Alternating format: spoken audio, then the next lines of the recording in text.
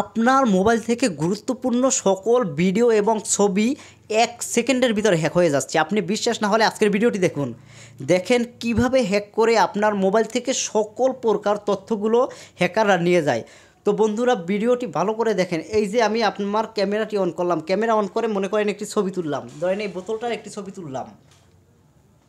দেখেন এই ছবিটা সেকেন্ডের ভিতর আমার কম্পিউটারের একদম চলে গেছে। দেখেন এই যে আমি একটি ওয়েবসাইট লিখলাম, এরপরে আমি দেখেন আমি গেলাম ইমেজে, এই যে ইমেজে ক্লিক করলাম।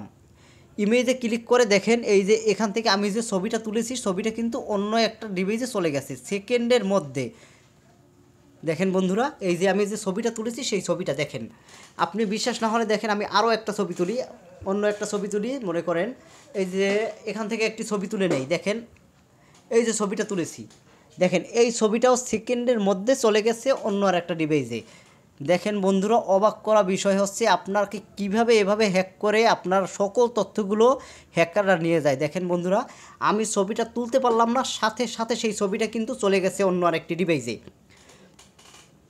তো এই কারণে আপনার মোবাইলের যতগুলো সফটওয়্যার রয়েছে, যা আপনি পরিচিত যে সফটওয়্যারগুলো, মানে যে সফটওয়্যারগুলো আপনি রেগুলার ব্যবহার করেন, তাছাড়া অন্য কোনো সফটওয়্যার আপনি ইনস্টল করবেন না।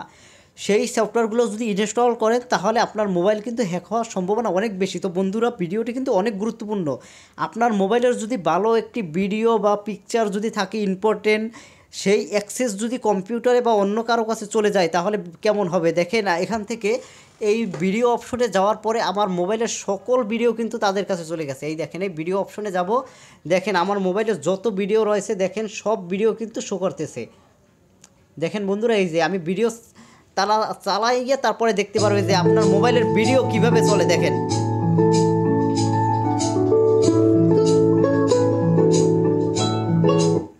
তো বন্ধুরা, অবশ্যই কিন্তু আপনার মোবাইলের অ্যাক্সেস অন্য কেউ নিতে পারে।